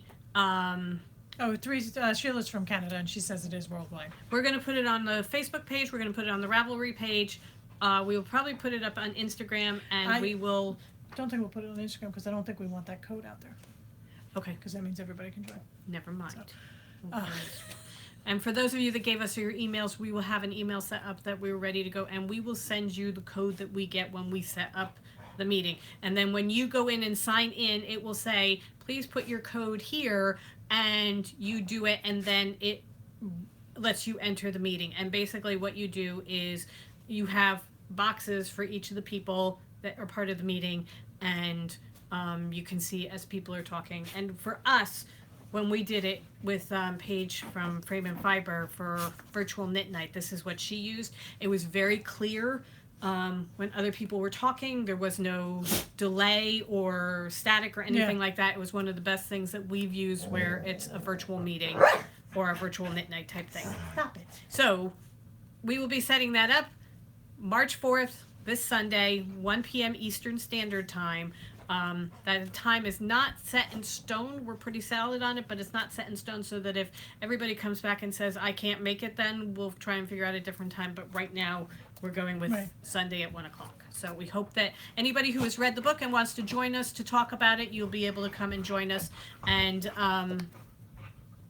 check the Ravelry group and the Facebook page. It's the Crafty Toads Book Club for the code, probably about 5 to 10 minutes before 1 o'clock. Yeah. Okay. And we have not put out on either of those venues that this is the date, so I'm going to be putting that out today. Yes. So you can go to those venues and let us know, yes, I can make it. No, I can't. And if you can't make it, if you could just give us a, hey, yes, I'm going to make it, just so we have an idea how many people. Okay. That would be awesome. Okay. And Sorry about that. Spike is hitting the... we will be picking our new book. We have it picked, but we will let you know what it is at the knit night. Right. And then we'll put it out on everything else as well. Okay. Do you want to start talking about upcoming events? I'm going to put them outside so they can go run and get off some of this energy. All right. Ready? Come on. Here we go. Ready? So I don't know what that question meant for the coffee. So I apologize. I don't know what that means. Go. Sorry. So we have some events coming up in April. April's a very busy month for us. We will be vending at the Allentown Fiber Festival in Allentown, Pennsylvania on April 14th and 15th. 14th and 15th. So that if you're in the area, come see us, please. Please. So come see us. This is our first time either attending or vending at this Fiber Festival, so we're very excited. We're very excited to do that. It's hosted by Shirsty Cat, and I believe there are like 35, 40 vendors, so it'll be cool. Nice small one. Then the New Jersey Wool Walk, which is like a yarn crawl. It's like a pub crawl, but it's yarn. It's a yarn crawl for the yarn stores in New Jersey. Most of the yarn stores in New Jersey participate. That is the following weekend, so that is April 19th through the 22nd. Starting on Thursday. Starting Thursday, and it goes through Sunday. So Thursday and Friday, the 19th and 20th, we will be doing a trunk show at Chelsea Yarns. In Red Bank. And then on the 21st, which is the Saturday, we will be at Hooked in Haddonfield doing a trunk show. Yes. So that is our April. Yeah, it's going to be busy. Yeah, it'll be fun. We have already started, and by started, made 4 bags. But we're going to get lots more done before then. We will have yarn and bags and all sorts of fun things. So, thank you. Okay. Killer Bee says we're awesome together. Oh, well, thank you. Thank you so much. Okay, Life of a Toad. We're going to go through this quickly because it's been 3 weeks and we've been busy. Been very busy. So, social butterflies. Yes, we have been getting all over. We've been going out by ourselves, but anyway. Okay. Shall we start with New York? Yes. All right. We went, as many of you know, we go into New York just about every Saturday with my mom. She goes into the opera. We wander about because we're Philistines and we don't like opera. So we had one day, 2 weeks ago, she had Parsifal by Wagner. Anybody who knows Wagner knows that he tends to be a little long-winded. 5.5 hours. Yeah, 5.5 hours. She had an 11:30 a.m. curtain. We got out and of she there wasn't after done until 5 o'clock. 6 o'clock. Snowing like a son of a gun. Oh my goodness. But we had 5.5 hours to kill in New York City. What do you do in New York City when you have 5.5 hours to kill? And it's we snowing. started It hadn't started yet. It was That's snowing true. at the end. Yeah. It hadn't started yet. So we started by going, Lincoln Center is at 66th Street, hopped on the subway, took it down to 14th Street, and went and found Inkpad New York, which is a tiny, tiny little store, much smaller than I thought. However, the amount of cool stuff Yeah. that they have jam-packed into this tiny little space is amazing. I'm gonna go save our neighbors. Okay. I'll be back. They have ink pads, they have books, they have postcards, they have posters, so many cool things. Stamps, oh my goodness. Stickers, anything you can think of that would be like really cool for paper art. I got a book on learning to doodle and how you're supposed to doodle every day because I like doodling. Only my doodles tend to be stick figures and hearts and circles. So I'm trying to figure out how to take that to the next level and actually make pictures out of it. And I got this great book, put it on my desk, and it's already covered and I can't even find it. I have to find it and get started on it because that was fun. And then that's right, and it turned out to be half price, so it was even better. From then, we jumped on the subway again, took it up to 34th Street, and went and found Mood, because if you've been watching, yeah, we love Project Runway.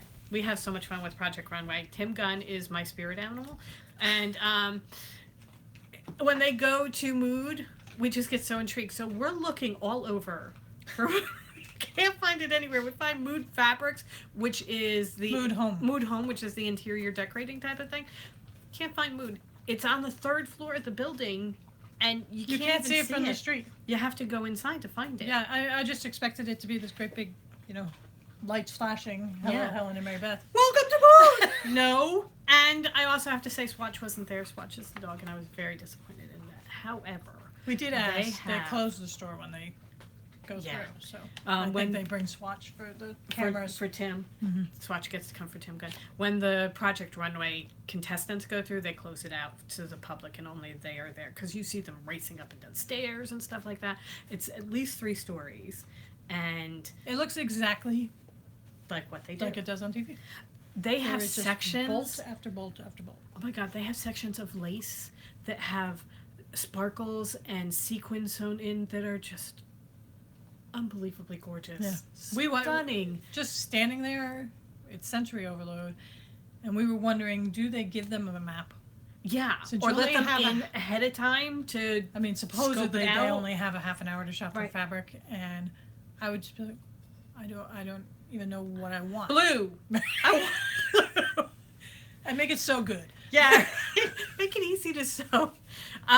They have sections that are satins and taffetas and brocade and embroidered. Is there somebody behind me? There is somebody behind you. You may be seeing Tabitha go by at one point. There she is. She's just peeking over Helen. She is poking the back of my head. Anyway, we went downstairs and found the children's section. Somebody was asking, they said, what does she want? She want a cotton? Yeah, and the kids section. And I mean, the sneer. That would be in the children's section. Like, Well, there okay, wasn't- well, we're going downstairs. It wasn't so much that because they have lots of cotton. I know, but But, it was just, he was just kind of, you know, he was really kind of This snotty. is Tabitha behind us. We found we could have done so much damage, Yeah. but we were very, very restrained. We found some absolutely beautiful fabric that we can't wait to turn into bags. So this is the first one. You know how we are with our constellations and the stars. Look at that. Oh, it's going to be so beautiful. Oh my God, I just love it. I just absolutely love it. And just so, here. Is this the one? What? Where it has the wonky edge? Oh yeah.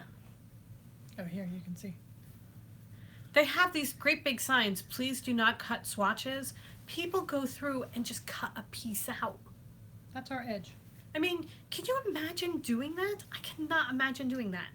Especially And he since... tried to give us, I think he tried to give us he this gave bit- us this extra. bit extra Yeah. before I cut it. I'm just like, really? People suck. I don't see how you can do that.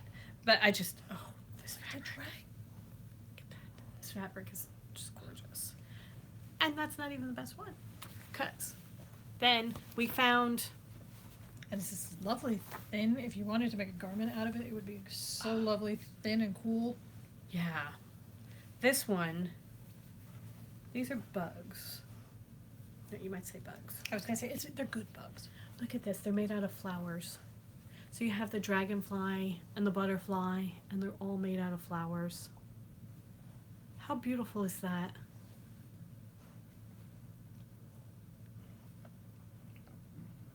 Okay, so there's that one. And then this is the best one. Okay, this is the best one. Again, bugs. I'm sorry, I'm missing the comments. Okay, so these are bugs that are made out of bugs. So the butterfly, if you can see, is made out of tiny butterflies, just tons and tons of tiny butterflies. The dragonfly is all dragonflies. And The beetle. the beetle. It's all Where is he? little Here he's right there. bugs. He's just all little beetles. Isn't that cool? It's so cool. I love it. So It's such a great idea. These are Really?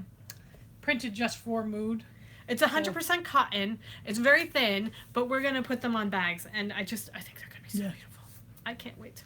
I can't wait. We were so restrained. We only got a half yard of each because we figured that try it, see how it worked. That and And we then- have a tremendous amount of fabric. Yes, but we were at Mood. You have to have fabric at Mood, you know? So anyway, that was our great purchase at Mood. So then we, from there we went up to 78th Street, and there's a little store called More and More Antiques that we love. Tiny little we store love to go in again, and but check them out.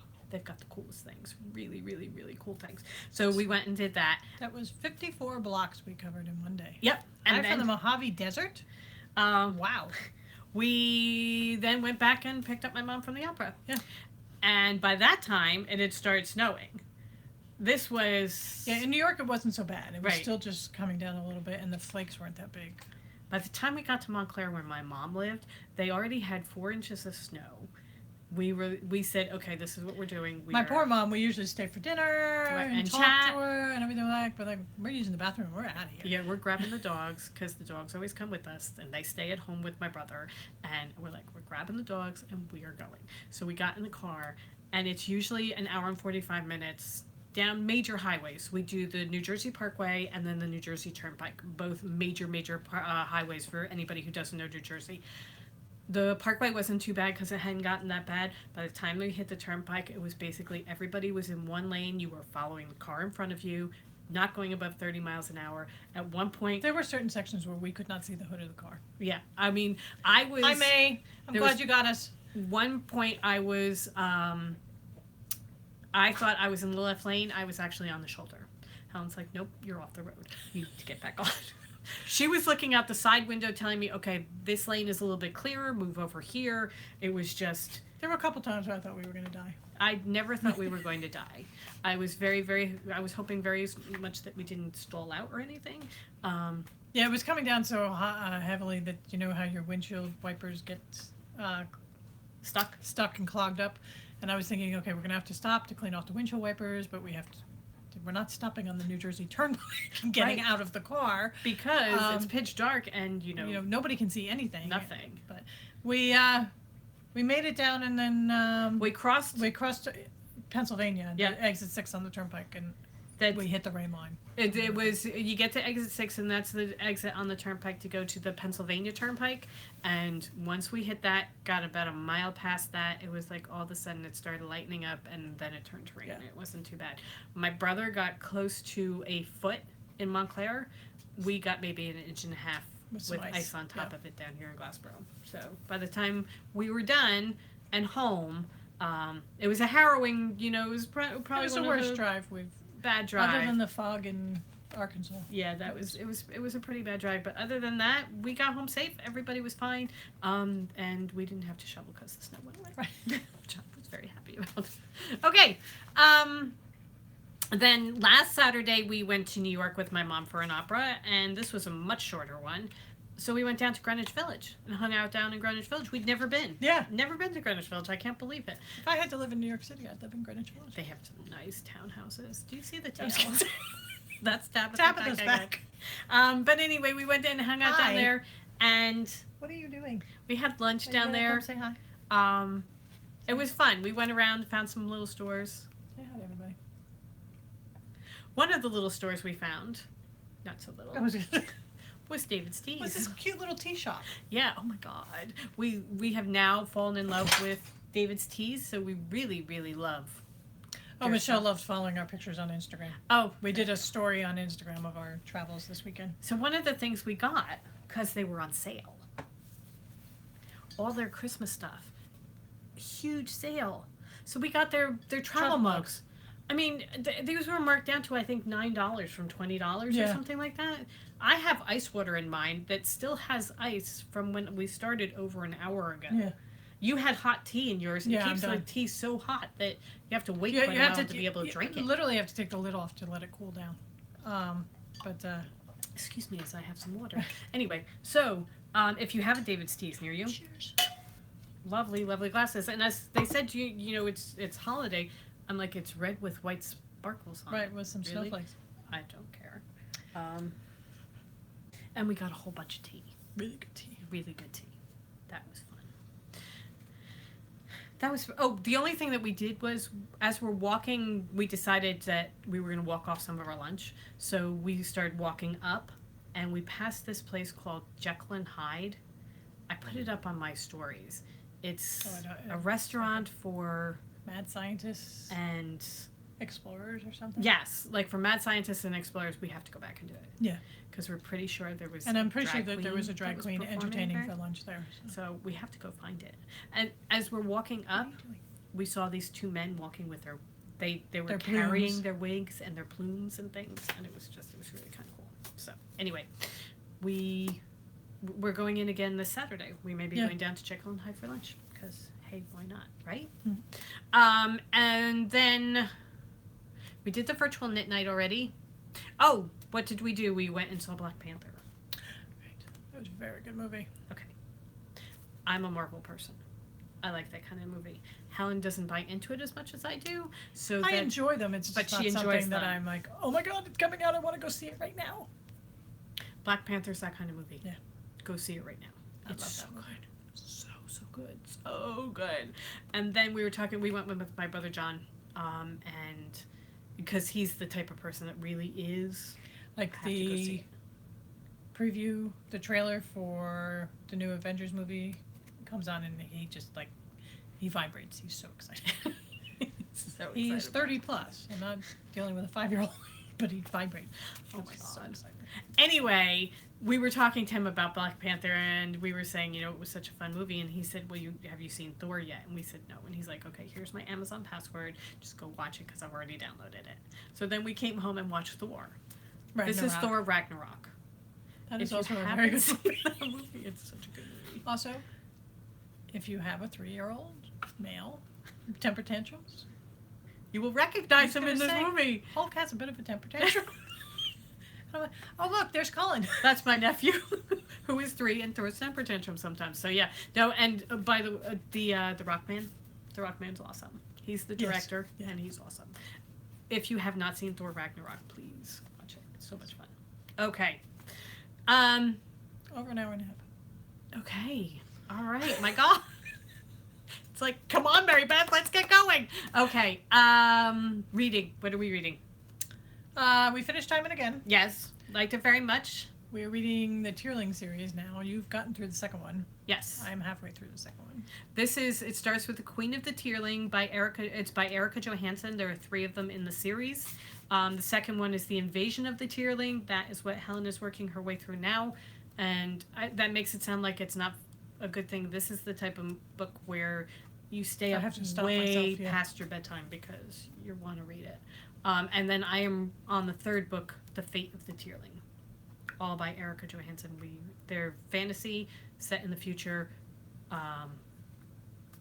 but yeah, good book, good book. It's a good book, right, Susan? Susan just finished Time and Again. We had somebody leave a comment on the Ravelry page about it, and I agree with her completely. We will be talking about it at the knit night or the book club because there are parts of it that I really, really liked.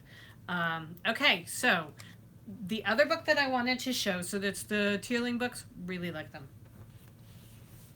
This is a book that we got when we were at the Embroidery Club. It's called Coloring Thread. With thread. Sorry, Coloring with Thread. Have I mentioned online? And it's by Tula Pink. Tula Pink, we get her fabric. We love She's her a fabric. fabric designer. And what she has done is she has turned her fabrics into embroidery designs. That's an elephant. He's just stunning. And since we're starting to use thread and embroidery and stitches and things like that, we got really, really intrigued with this. So we want to try and put it on some wall art and then possibly on some bags as well. However, not for a little while because Some work that needs to be. I got to get a little bit better first.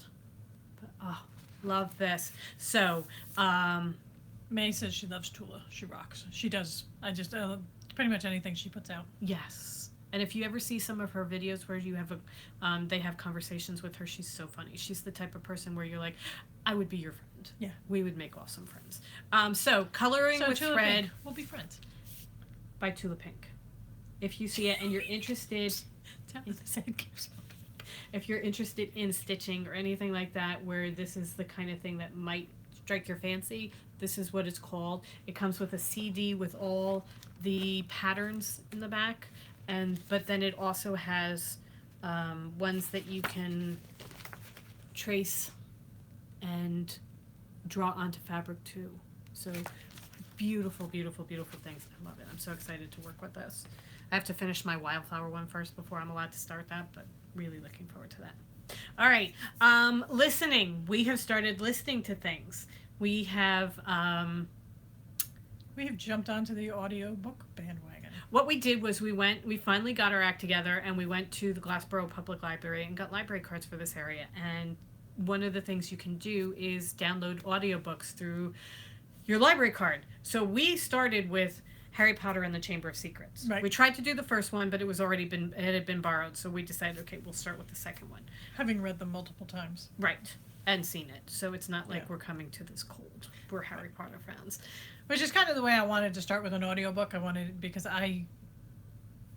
when I listen to things, I have a tendency to zone out and then come back again, which is the way I thought it would be with an audiobook, which is what's taken me so long.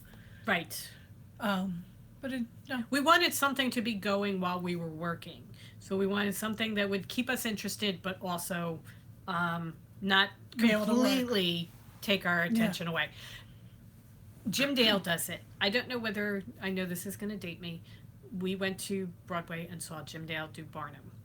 It was a musical that was from A long time ago. much longer than I want to admit, because I think it was the 70s. No, I went. Yeah, but okay. No. I was old enough to. Okay. Yeah, no, it was the 80s. Okay. Early 80s? It was the 80s. Okay. It's a long time ago. Anyway. Just get over it. Move on. It was a musical about P.T. Barnum. Great music. Jim Dale was the one that did it. Loved him. He reads the books for Harry Potter. So, anybody who's read Harry Potter and the Chamber of Secrets or seen the movie, you know about Gilderoy Lockhart. He is a smarmy, Yeah. Lounge car salesman. salesman, lounge singer type of person. Pam Henley says he was in the original Peach Dragon movie. You know, I never saw that. No, I don't think I'll I have did to either. see that. Yeah. Anyway, he's very good. What he does with the voice of Gilderoy Lockhart is so good. He's Yeah. just so good at it. So we now have the third one, The Prisoner of Azkaban, on, We're starting to back up. Yeah, because we gotta all get the it. ones I went and went through and put holds on everything. and now they're all coming through. They're all coming. Everything's God. coming in. I've Anyway. got the Court of Thorn and Roses. I've got everything. I do want to point out that Chamber of Secrets was what we had going in the car during that snow ride, and it was perfect because it was something that it wasn't distracting, but it was also calming. You know, having that voice go was very calming. I don't know. Anyway, I find that when I read books, I have a tendency to skim some things where if I see it, Oh. I want to have Stephen Fry be the narrator. well, we'll look for it. I think that's the English. I'm pretty sure that's the English version. Okay. Anyway, I sometimes have it where I skim over things that I deem unimportant, and it might turn out later that they are important, having somebody read it to you, it's really kind of cool to get everything that goes, you know. So we finished that one. Knitting in the morning, having one going. Yes. Been good too. I like that. So we finished that one, and then we started doing Good Omens by Neil Gaiman and Terry Pratchett. Okay. This is a very funny book. This is a great book. It's a wonderful book to read. It's an even better book to have Martin Jarvis read to you. Because, oh my God. And one of the most exciting things for me is they are making a TV series out of it. It may be a mini series. I'm not sure how they're doing it, but it's coming in 2019, I think. To Amazon Prime. Yes. And it is about Aziraphale, who is a mid-level angel, and Crowley, who is a mid-level demon, and the two of them keep meeting up over time. And in the TV show they're going to do it, Crowley is going to be played by David Tennant, and I'm so excited. I'm so excited. And if you hear Martin Jarvis read this, it's like they knew ahead of time that David Tennant was going to be the only person David Tennant that could do Crowley, because it just sounds like him. I'm so excited. It's like, you know, when you see somebody who's sort excited. Vibrate excited. Yeah, and their little zings going on. I'm that kind of excited, so very happy about that. All right, so there's that.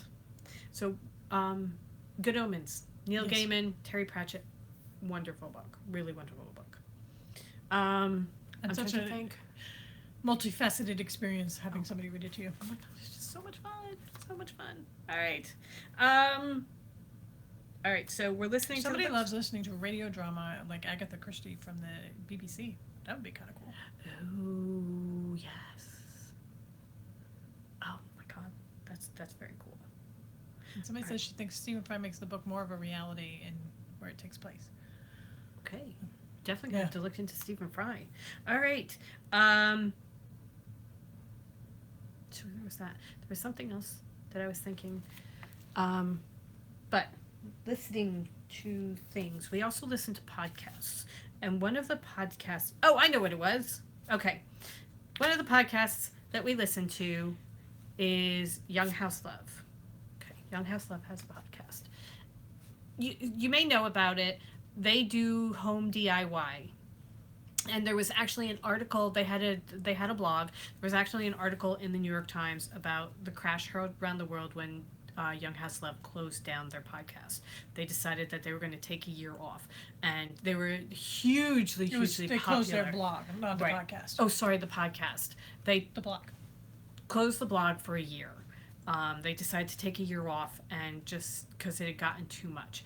And then they came back with posting sporadically, but they started a podcast. So it's Young House Love has a podcast is the name of what they do, and they talk to different people and that sort of thing. One of the people that they talked to was a husband and wife couple, and you would think that I might know it, but I don't. Anyway, they talked to this husband and wife couple who have an RV, and their blog is 188 square feet. And they are on Instagram as at 188 square feet. They travel. They all live over. in their RV.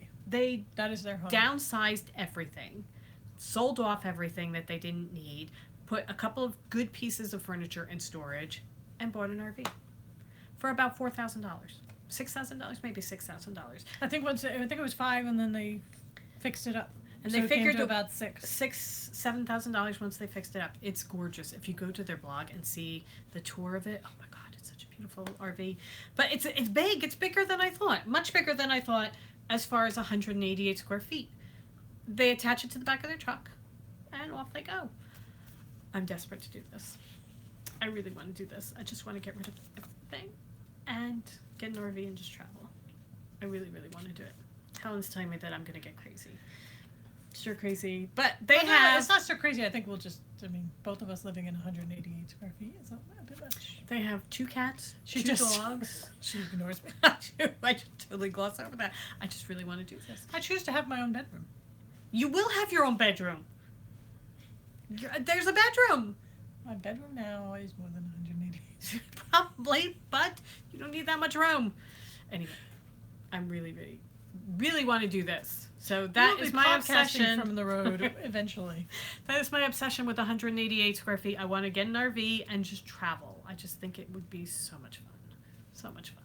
I love the idea of it. It's just The actual doing the it. space is my drawback. Well, one of the things that we would do, it's going to take some building up to, because not only do you have to do that, you don't have like your TV working all the time. So you're going to have to, you know, we like to relax and knit and watch TV, and it's okay. You got to get out of that mindset where now you relax and knit and sit outside and, you know, watch nature go by, that kind of thing, you know.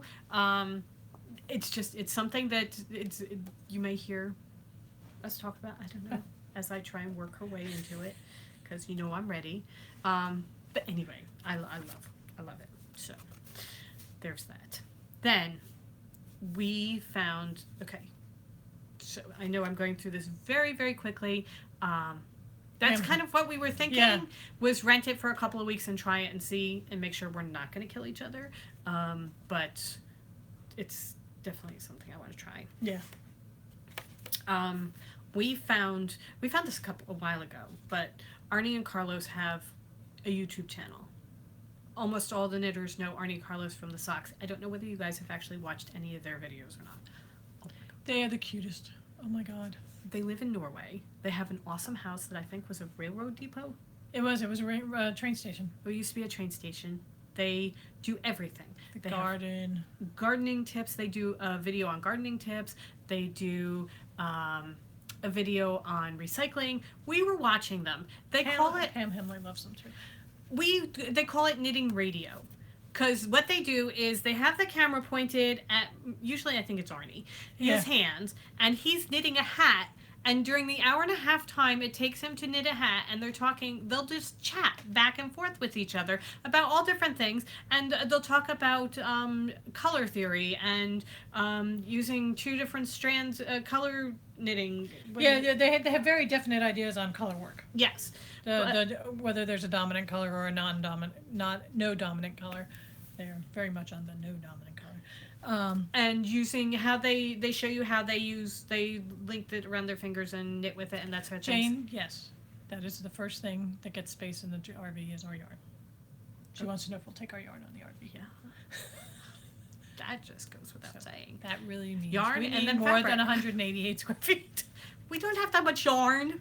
Fabric, yes. Fabric, yes. Fabric we might need. But anyway, they did one where they were decorating an old chandelier that they found at a junk shop, and they were just blinging it up and adding... And for their greenhouse. Yeah, they were hanging it from their greenhouse. It was so pretty. And they actually put real candles in it. It was a candelabra. Yeah. They had real candles in it so that as it got dark, you had the flickering lights. It was so pretty. Yeah. So pretty. Anyway, so if you have not found them, just time suck. Like going down the rabbit hole, you have so much fun watching. And just them. the cutest guys. I mean, really. Really. And Arnie with his hair. They make you, but for me, they get me really excited about different things that are not necessarily knitting related, but are also very, very creative. And just a lifestyle. I mean, they throw out nothing. Yep. We were watching one about how they take, the little strands that you have left over when you're done knitting, like the little piece that's that big that you cut off. They don't throw that away. They put it into Ziploc bags and then they card it. They use 2 carders, wool carders. They use 2 of those and they fluff it out and turn it into wool batting that they then use to stuff their little knitted birds, which is fascinating. Yeah. I mean, that's such a great idea. And if you don't have wool carders, I got to tell you, cat brushes or dog brushes, same thing on a smaller scale. I'm like, we could do that. Yeah. No more throwing away your little bits and ends. I have a little drawer. Yeah, so. From cutting the yarn when we dye it. Yeah. So. All right. What have we been watching? We've been watching the Olympics. Yes. We are Olympic fans. We do it. I'm not a fan of the coverage of the Olympics, but I'm a fan of the Olympics. Sucks. But I love the Olympics. And do you know what I've noticed this year? They didn't do the stories. They didn't do as many stories behind the athletes where you get really involved in the athletes and that sort of thing. They were so hung up on bringing you everything live. Right. That you lost so much because live, when we're watching... they love Arnie and Carlos. When we're watching, it was like 11:30 12 o'clock in the morning, so there's not a tremendous amount going on. So, I mean, instead of showing us a taped event that happened the night before, they're showing us live training runs, which just drove me crazy. I know when they take primetime coverage, which I'm sure skiers love watching, but I'm not a skier. The training runs, I understand showing the races, that yes, but the training runs, really? Yeah. Why can't you be showing me, whereas now on NBCSN or whatever, the entire figure skating competition is now done, right, that you didn't know about because you didn't know to go there, you know, and or yeah, I think part of it was that we have to get better about figuring out where everything is. I mean, because they did, you know, put out schedules of where they'd be showing everything. We just didn't. We just thought, you know, we're lazy and time. You know, NBC, you should be showing it. Show me what I want to see. Well, it's not even somebody should ask me what I want to see. Okay, if you are going to take between showing the practice run of something and the men's figure skating final, don't you think you should be showing the figure skating? That's a practice run. Show me the figure skating. And then the top competitors are going at 11:30, 12 o'clock at night. I missed the women's finale. Helen stayed up for it, but I was just to the point where I couldn't even see anymore. So I went to bed and she watched the end of it, and it's frustrating. However, what we got from the Olympics was you have to follow Johnny Weir on social media. He's a little over the top. So if you're not into that, that's fine. But Johnny Weir is a persona, and he so buys into it. He leans into his persona. Farcical. Yeah. His Instagram is Johnny G Weir. It's Johnny with an H, JohnnyGweir. Oh my God, you have to follow him because his outfits alone. He and Tara Lipinski were calling some of the figure skating, and they are basically the Hunger Games. I was going to say there was a meme going around saying, "Oh, we're at the Hunger Games." It's Effie from the Hunger Games and whoever Stanley Tucci's character was. They are the Hunger Games. They're hysterical. They're so funny when you see them. However, as far as calling, I was going to say they're extremely good announcers. It's wonderful because we were listening to a podcast that mentioned it, that they don't feel the need to talk all the time. They let you watch the program without filling in just to hear their own voices. You know, they interject when there's something that they can give you information, and the information they give you is fantastic. Yeah. They really give you good, solid information so that all of a sudden you realize, okay, why did they not get the full score? It's because they didn't turn all the way, you know, and they could see on the landing that they hadn't turned all the way. I still don't know how people can figure out how many times they're spinning. When they do it that quickly, I know, but anyway, they're so much fun. And Johnny Weir is just hysterical to watch. His Instagram stories are worth the Olympics. Yes. And then the other person we found from the Olympics is Gus Kenworthy, who was a downhill skier who was very instrumental in rescuing street dogs in Sochi, and he now he's working towards rescuing dogs in Seoul as well. But here, I will hold that up. It's kind of you're using scratched out. I apologize. He is at Gus Kenworthy. What he did, he went to a raccoon cafe in Seoul. Oh my God. He has an Instagram story that is about his visit to the raccoon cafe. Okay. There's a picture where it's a picture of a raccoon, and in English it says, he is male, he's not pregnant, he's just fat. You get to play with the raccoons. You get to pet them. They train the raccoons. There's one where he's just sitting with both his legs hanging down like this behind him, and his head is just on Gus Kenworthy's shoulder. Oh my God, it's just so much fun. I have a raccoon that I feed every night. That I'm going to train, and I'm going to start selling tickets to come to the Raccoon Cafe. Franco will be the first one there. Oh my God, they're just so funny. They really are. I mean, the raccoons that they get, they're clean. They have their shots. They're, well, you're supposed to interact with them. Oh, unbelievable. Yeah. There was one day, though, last week that I opened the door, and Franco was sitting there with a handful of cat food and one of his cookies. Just, what? I'm eating. Hello. So for those of you who are asking, Franco is still alive and well. Alive and well. So the Olympics, we've been watching the Olympics. They're done now, but we enjoyed it. Yes. Voice starts tonight. Yes. Very excited. Oh my God. Right. The only other thing was we started watching The Fosters. Don't know Yes. whether you guys have seen those, but that's on Disney. Monty's been waiting for the Franco update. So the update is we're going to train him. Marty. Yeah, we're gonna And we're going to open a cafe. You can come I'm down sure- and join us. Come have coffee and tea with Franco. But we did start watching The Fosters. It's on Netflix. The first 5 seasons, I think, or 4 seasons are on Netflix. We are, I think, on the 4th or 5th episode. Yeah. But that's fun. So anyway. Monty's coming Okay. to our raccoon cafe. Okay. All right. I think the only thing we have left, because we've been chatting for, I don't even want to know. Yeah. Just a quick shop update. So if you are interested in that, please stick around. If you are not, thank you so much for joining us. For new viewers, thank you for coming and joining us. For old viewers, thank you for coming back. If you would like to click the like button and subscribe, it helps other people find us. We have had a couple of people who have found us because we popped up on their recommended feed, so that it helps us get there. So please, If you could feel free subscribe, to do that. that would be awesome. That would be awesome. Also, it will let you know when we're about to do a live video. So, okay, just a very quick shop update. We have a couple of things to show you, and then we will let you get back to your day, because, we've taken Hands up for the New York City tour with the Crafty Toads. We bring in knitting in our... Somebody says, thank you, ladies. Okay. Okay, so we, our Yarn of the Month Club, we've done 2 months so far. We're doing the year at the museum, and the March signups are open for the next couple days. So if you haven't purchased your March club, please go do so, toadhollowNJ.com or our Etsy shop. And just search, if you search museum, that'll get you the listing the fastest. So this is our inspiration for March. And since it's March, we went with an Irish. We went with an Irish theme. And so the picture's name is Claire, No Parking in Ireland by Val Byrne.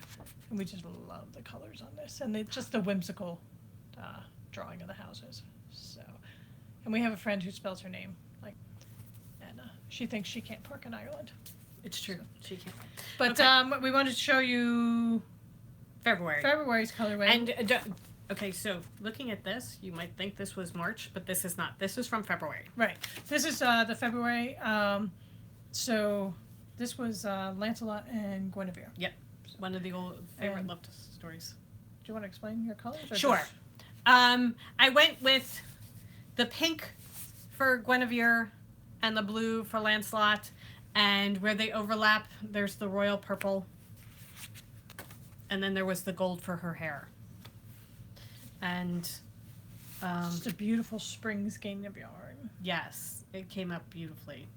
So that was February. So sign-ups for March. Go get your sign-up. Yes. Okay. Then, do you want to show the bag? No, go ahead. Do Okay. the yarn first. So our newest thing is, this is not our idea, other people have done it, but the magic cakes of yarn, where you join several different colors in one skein. So we're calling them fairy cakes, and we have 2 that are in the shop right now. We are doing mini skeins, approximately 10 grams of each. Yeah, it's about 10 grams of each. You get 10 colors per cake. And then they're we magic joined- knot them. The colors are joined with the magic knot. And so this is one that's and then this is the other one. So these 2 are available in the shop right now. There are 2 of each of them. So those are the fairy cakes. And then our last thing that we're showing. Oh, sorry. So sorry about that. Okay. This is one of our bags that we've got. This bag is going to be only for sale on Instagram and Facebook. This particular pattern. There are 2 of them. They will be up for sale. We're going to put It's it our up. large sweater size tote. We call them our Louisas, and they are perfect for a sweater or the beginnings of a blanket. They have a snap to close.